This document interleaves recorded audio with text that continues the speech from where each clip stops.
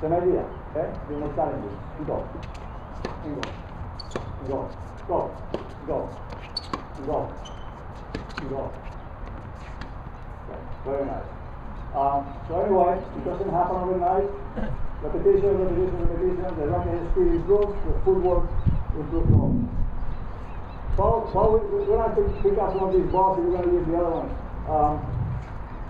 Okay. You know, again with the, why don't we have Paul coming? Hi, Paul. So again with the fitting, I think it's an absolute great tool. It's a teaching tool. It's not a teaching training tool. It's a teaching tool, meaning that you physically have to do something, but the ultimate goal is to play with light ball. Okay, so you're going to hit forehands only.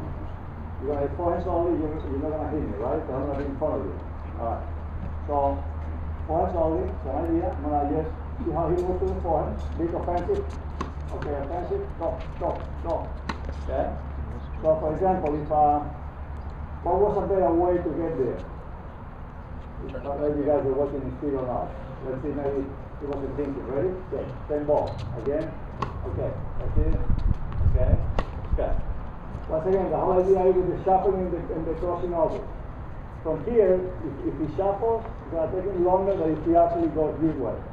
Okay, so you probably, if he's pretty, you got to cover more ground, you probably want to go ahead and give me a good crossover.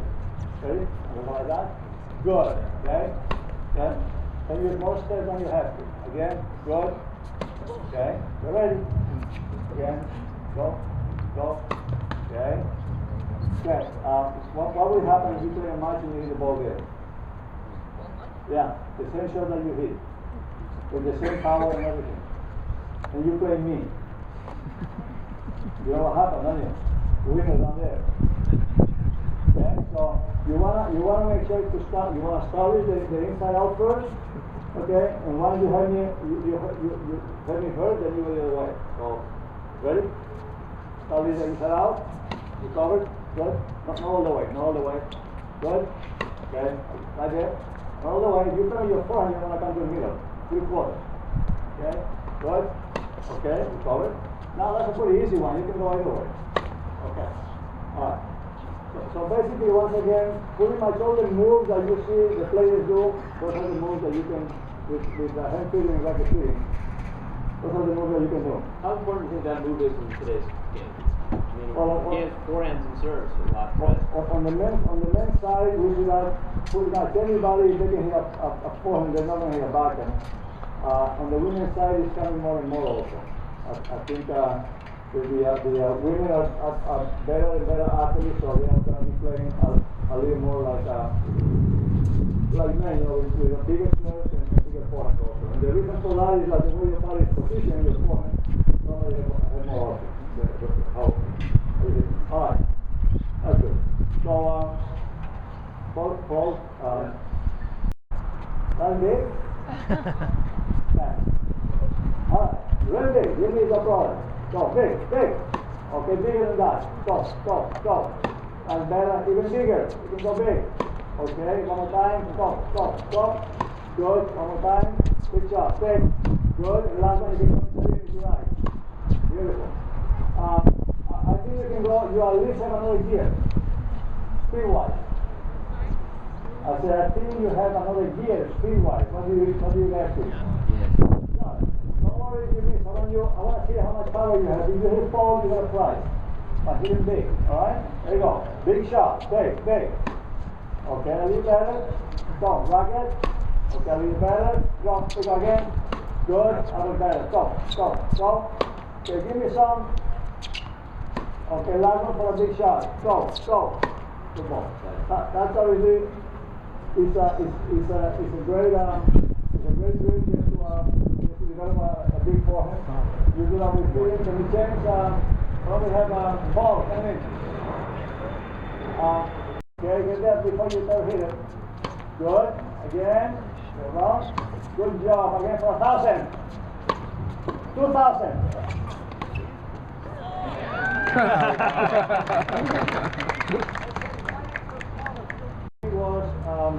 why some of the follow-throughs are above the shoulders and some below the shoulders, correct? But if you have a very extreme grip, or somewhat western to extreme western, your swing is going to be lower.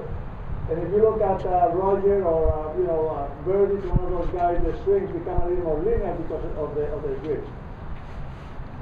That's a great question, Nick. It is.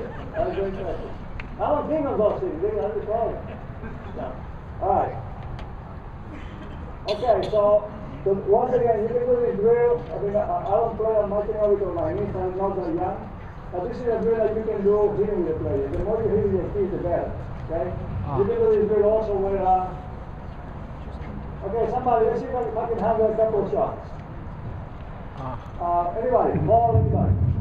Go ahead. Again, you're going to play to me, you're going to hit forehands only. Alright? Play to me, forehands only. Go, go. Okay, you're not going to hurt me, Paul. Hit the ball. Hit it. Okay? Hit it again. Go, go. Go. Okay, 1-0 me. Again. Good. Go, go, go, go. Yes. Keep going. Ready? Keep going. Keep going. Big shot. Good. Back, back, back. Good. Forward again. Go, go. Go. Let the ball drop. And you're coming forward. Again. Go, go. Good ball. Again. Keep going. Good.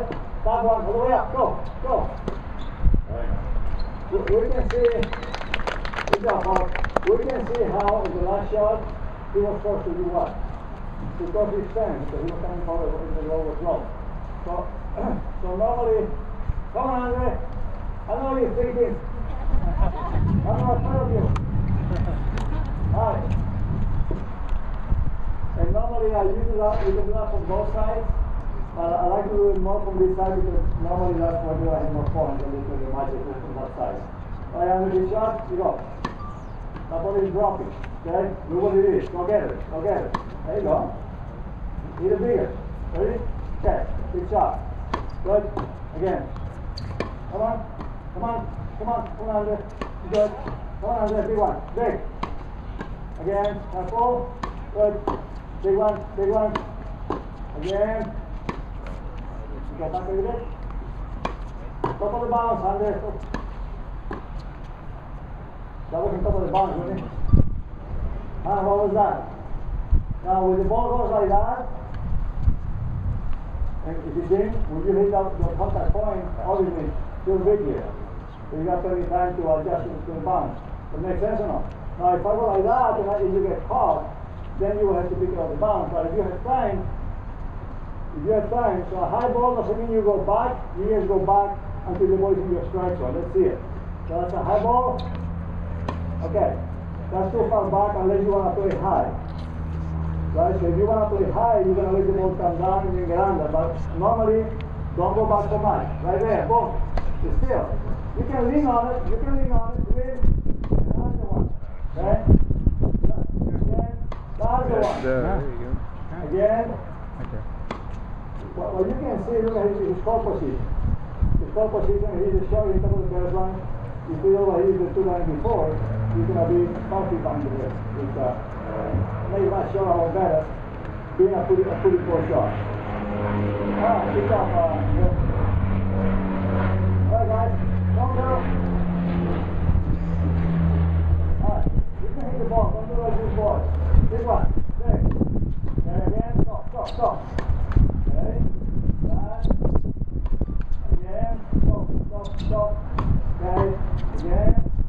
Good. Give me. Stop. Okay, couple more. In my opinion, sometimes the kids take too many steps. Okay, so meaning that sometimes the footwork they don't have the right base because they have too many steps. It's just kind of interesting, because most of the time it's the opposite. You ready? Couple more. There you go. Big shot. Good. Big shot again. Good. Good. Again. Big. Good. Again. Stop. Again. Keep playing. I'm missing. More. Again. One time. Keep your head down. Good. Head down, go. Good. Okay, back, good ball. Okay. Good one, go. Good. Okay, back. Good. Good job. Now, I would think that if somebody does that consistently at a young age, I would think that they will get to a confidence and more than likely have a pretty good form. Oh, good. Thank you.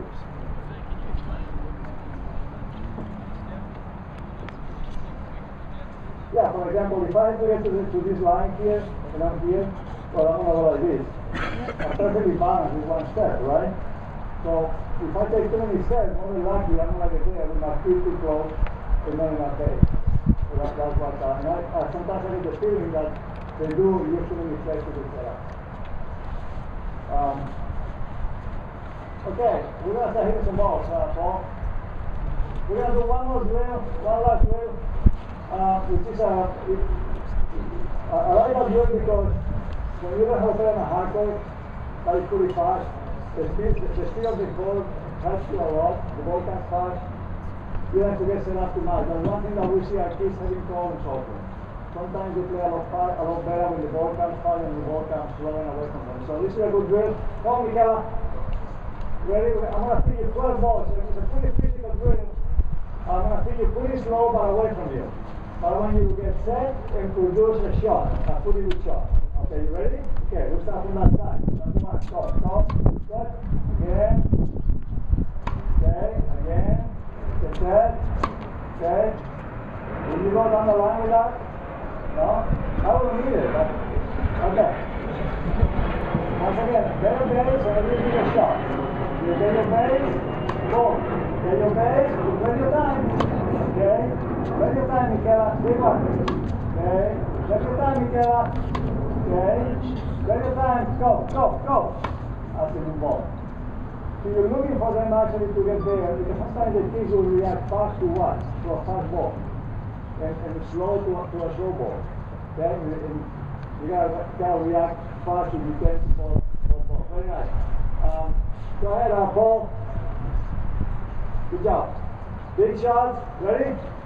Go where the ball is and to win it. Bigger than that.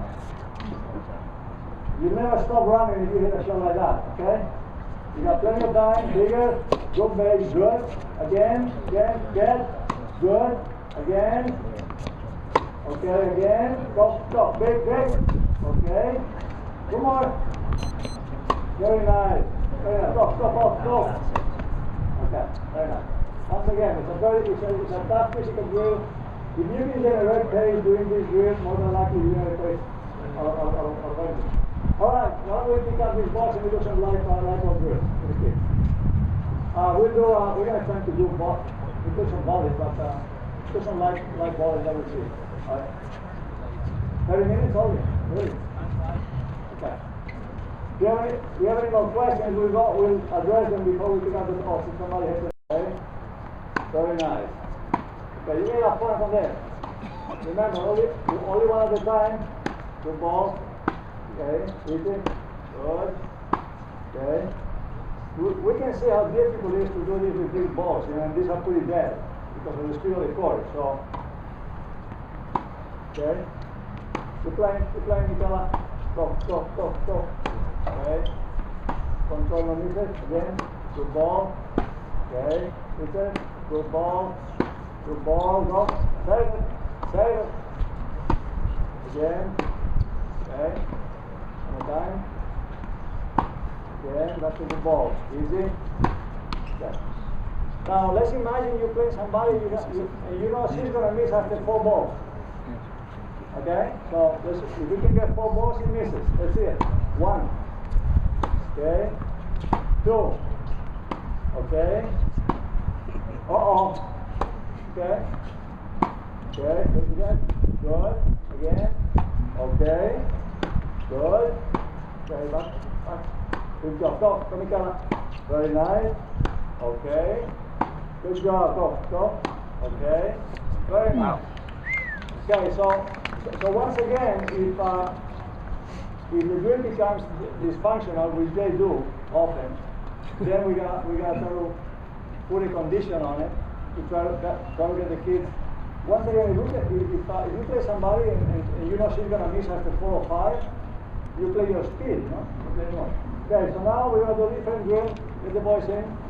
Do the same drill, but Paul is going to change down the line, okay? Down the line after the first shot, okay? Or actually, we're going to do one prior to that. You guys are going to go the same way, cross court, and you just change whatever you can be. You are on an offensive position, close to the baseline or inside the court. You can change direction, and the other player doesn't move, okay? So you just do that as much as you can, all right? You ready? Okay. You go cross court, everything cross court. Guys, everything cross court. 1 second. Forehand cross court. Forehand cross court. And when he gives you something, imagine you're playing a match once again. If you hit a forehand cross court and the ball comes like that, what can you do? You can ref it the other way. Same thing. Just change as much as you can. Again, so we got him on ground. Okay? Okay? Okay, go. Okay? But does your mind want to change or not? Are you alright? You're secure. You're right though. Here we go. Okay, like with Andrea, for example, he has a little hard time to do that because it's always like that. So this is going to be always coming to this side most of the time. See if we can get somebody to step in when you see it and you like it. The ball. Go. Good. It's a good shot. Again. Back. Okay. Once again, you gotta like it a bit more, Paul. Don't change, I guess you like what you see. Alright, on the border there. There you go. Again. It's control, remember. Okay. That's a pretty good one. Go. Okay. Again. That's a good one also. Okay. Okay, couple more. Okay, let's start with hit the ball a little slower and see if we can do at least a couple good changes, okay?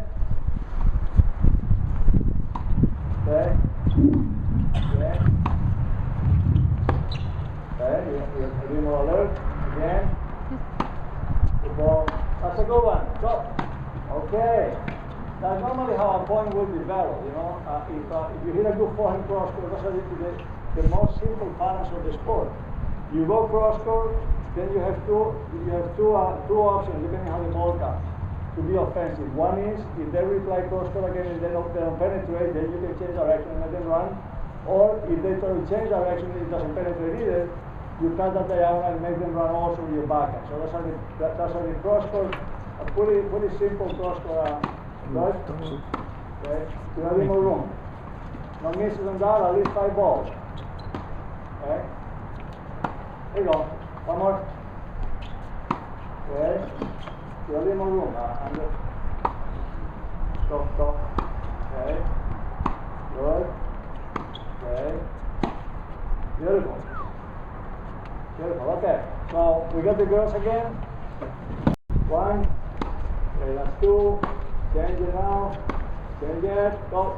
Good. 2 ball again. Keep it to head. Okay. One more. Good. Stop. Change it again. Stop. Okay. Stop. You gotta walk more. Keep walking to the ball. Very nice. Again. Okay. Stop. 2. Avoid the silence in the net. Okay. Forget it. Go. Keep playing. Good. Keep playing. Okay. Stop. Okay. Very nice. Stop. Keep walking. Okay. Change it. Go. Stop. How will you change from there, Michaela, if you have to change? You probably shouldn't because you probably should go cross court, but how will you change that ball if you have to change that? You gotta go higher or you gotta go with a big shot. Somehow you gotta neutralize your bad position, right? Okay, anything in between means that you control. Alright, boys, let's go do the same thing. Actually, we'll do a different drill. Paul is going to play heavy on it. And they get to practice it and play it in the red format or the orange format or the green format. So a lot of these footwork patterns, you don't want to wait till they get 15, 16 to teach them. We want to teach these things, right out of the starting block. Okay, we're gonna have at least one question. We have how many people? Yeah. 500? Okay. Even if it's a bad question, it doesn't matter. There's no stupid questions, there's just... Now, get a different question. That's right, that question. Question is a good question all the time. Anybody has any thoughts or any, nobody on this There side? you go, we got one here. Yeah, okay.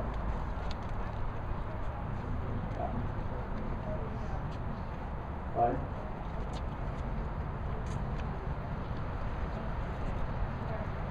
That's a great question. The question is, when I started my drilling, the kids were doing open stance, okay? Pretty much.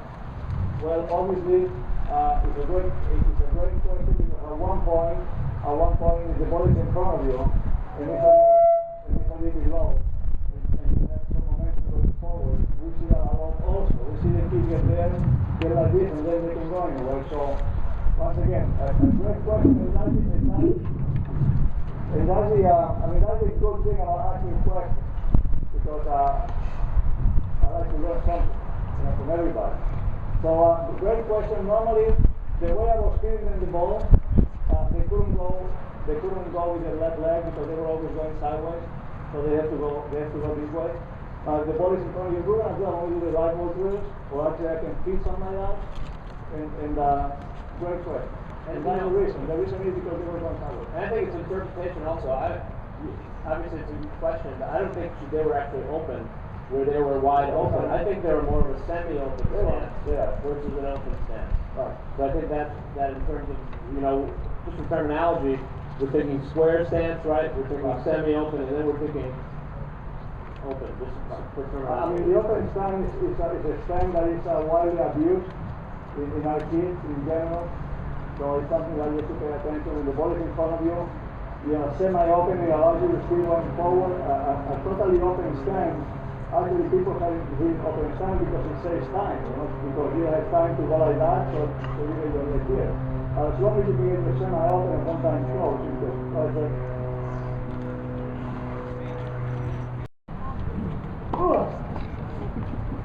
nice ball, go. Okay. Yeah, higher if you can, Andres, go get it.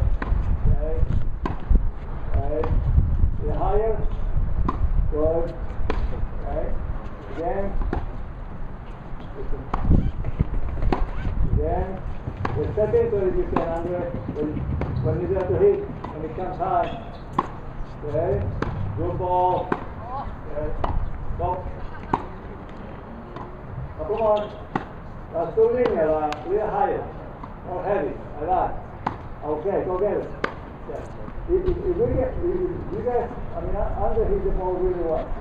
Both sides hit the ball really well.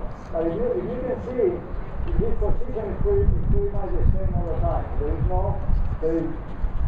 no not too much adjustment to big balls or short balls. More. Okay. Here you go. Stop. You're watching. Oh. Very nice, Andre. Okay. Good. Okay. Nice. Step. Good. Okay. Back. Now doing the same thing. Your contact point shouldn't be so low with a high ball, Andre. If you get a high ball, your contact point can be here. You ready? If you go like that, there you go. Okay, last one. Again. Good ball. Good. Heavy. Good. Very nice. Again. Oh, come on. Keep on. Okay. Good. Go. Okay. Back. Come on. Right here. Good ball. Great ball. Again. Nice ball. Okay. This is a very good drill. Basically, it teaches him to be consistent. When he's trying to play a ball that he's not going to get hurt, and it teaches him to be as protected as he can. Okay? Good ball. Alright, just seeing this open stance to close stance, I feel a lot of kids go to open stance too early. It makes them lazy. It doesn't allow them to step into their court enough. They do. That's what I'm saying. Yeah, when would you change that? When would you start teaching open stance? Because then once you teach it, they do less. Once again, I'm going to piece on those to Andre. The question is, there's a lot of open stands, not too much semi-open or closed. Basically, I will start with the basket with the kid, with Andrew, and I'm going to put up like that, very Andrew, sideways, so we got no choice about being open. I'm going to get closer, okay? Okay, again. Okay, so we haven't seen any of those, right? So it means that people, so same thing, get scared, perfect. What happens once again, when you always go and get running like that, there is a hit and a run if you don't want to go to the net. You cannot cover the ball. With this one you can plan, if I get too short, you go almost. Ready? Go. So you can get forward, you can see what you do next. So that's how I normally, the understanding I think is going to come as early as possible with their options. And unless the ball is actually high like that you are actually when you kind of wait and semi-open it, then you feel you ready. So I will go like that, open. Then I will go like that, go. Okay, we're going like that again, go. So again, get. Okay, we're going to go like that again. Okay, and he will get the idea. After a couple of million, believe me, he will get the idea. True. Obviously we don't have time to go through the whole. There are so many drills. There are so many drills, and every coach can tell you, probably can find some of those drills in our website. There are so many drills, and everybody can invent a drill as long as it's something that is realistic for what they're going to do when they play. So, the same thing for the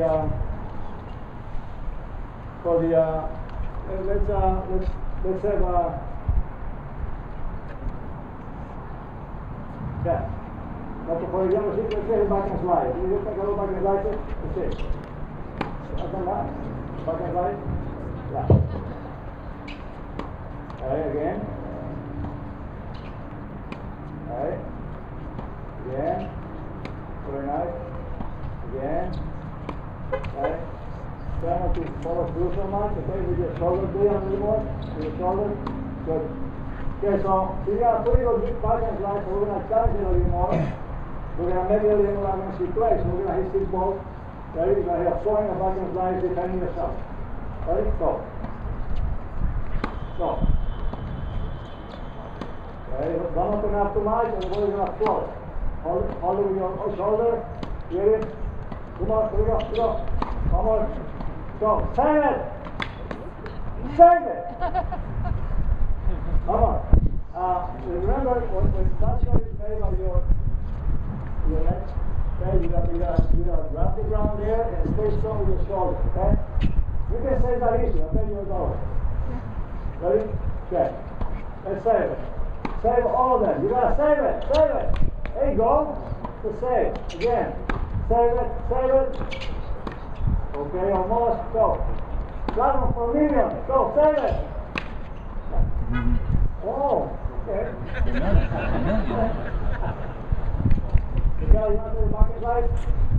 want to do your back and slide? You don't have to. You want to? No? I'm not done here. Alright, let's get around the boys. Go ahead. Andre. Do your back and slide, Andre. Looks like you have a good back and slide. Pretty good? Okay. Let's go, same thing. Ready? Okay. Go there. Good. Okay. Good. Again, save it. Good job. Save it. Go. Okay. Good job. The other does a pretty good job in not turning his back, and that's why I'm repeating the same ball sometimes. Because most of the time, we usually do the key will go, they hit the ball, and they start running like that. So I want him to fake it, which he does very well. And then if I go pulling, he can still adjust. Okay. So then you can save all 6. Okay? 1. Good ball. Throw, save it.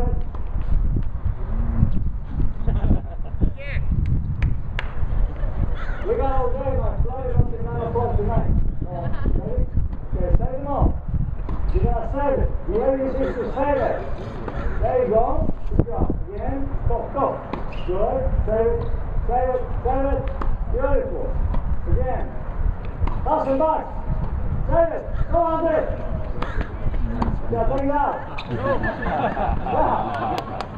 All right. Very nice. Another thing that you see in general with our kids, they don't do this as well as they can. They don't save them on the ball. Okay? They use one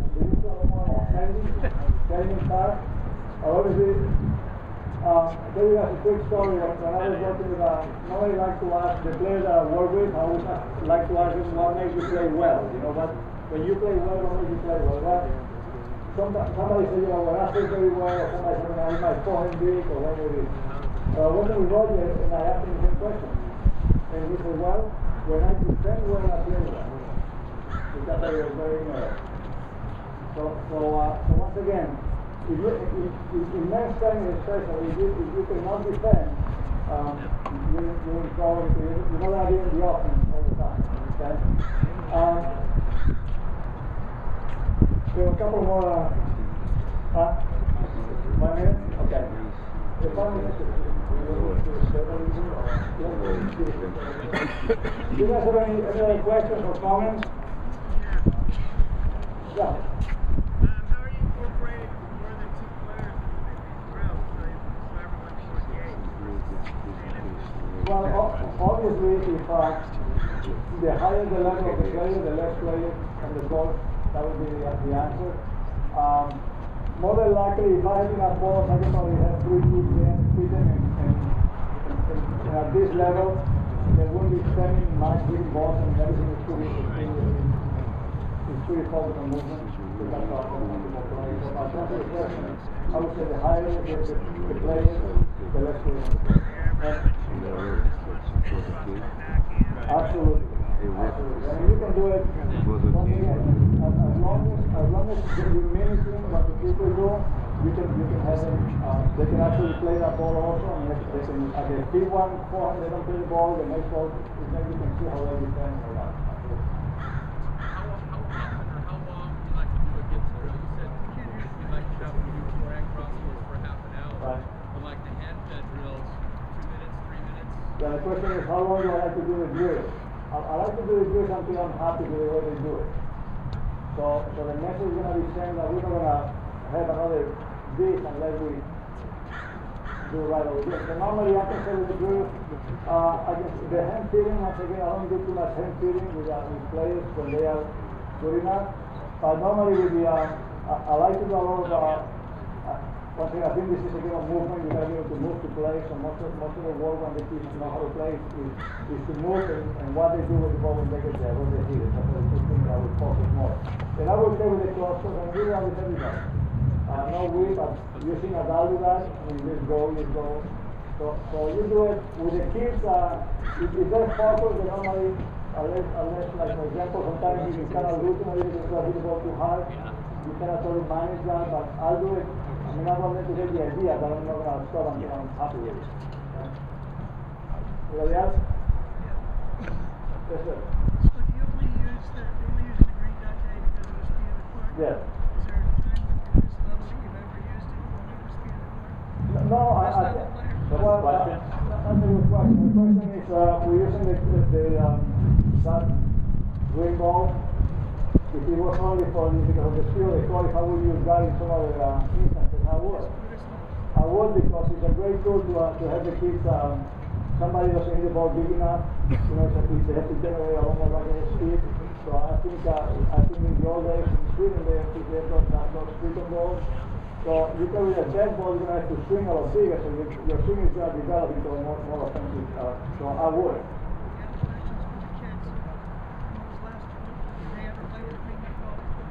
Have you guys played with green dot? Yes. Normally, the RTCs, most of them do a very good job, or all of them do a good job in terms of giving the kids what they need. Give me a second, another comment. Here you go.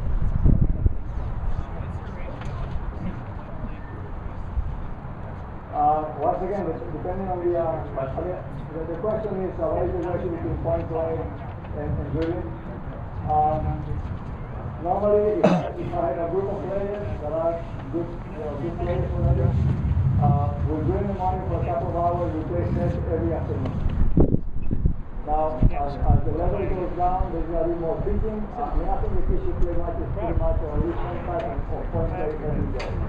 So that's the problem you got every day. You can do it forever. If you don't know how to play, you may have a beautiful point, a beautiful button, but you don't know how to play.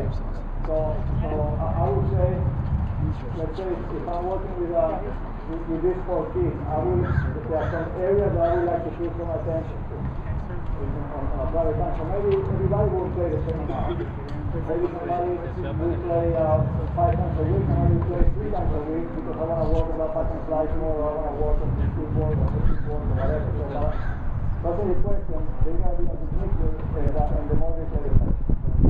Without a different action, developing It also depends on where they are in their season. I mean, that depends. More match play. The plan you have is part of it also. I mean, hopefully, if I'm lucky enough to come again and be in front of everybody, we'll cover a lot more consistent play and bowling and sets and everything. There is no time to do everything, but at least if you can do this and you can do it well, you're a pretty good player.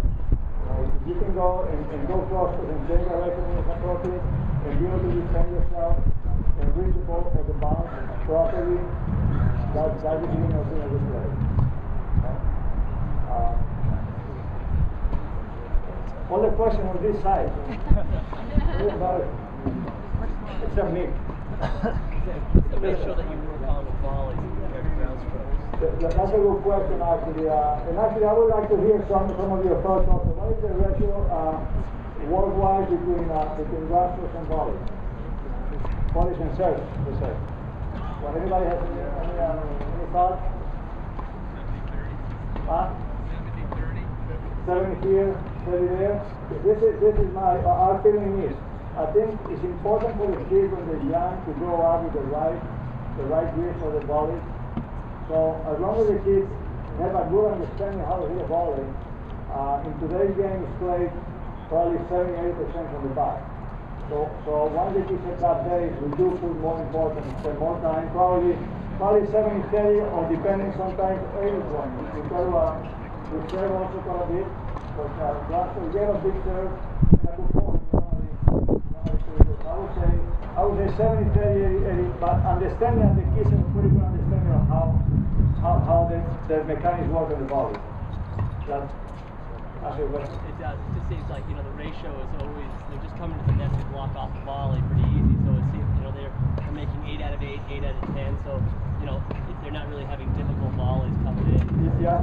Normally at young ages, that time will be our process. Like if I'm working with a 7, 8, 9, 10-year-old kid, or at those ages, I will spend my time at the net with the grip and the technique. Once that is decently solid, then I will start focusing more and more from the back and big serve and how the modern game is playing out. Right? Okay, thank you so much, Jose. Thank you. Give him a big hand. Thank you. That was awesome.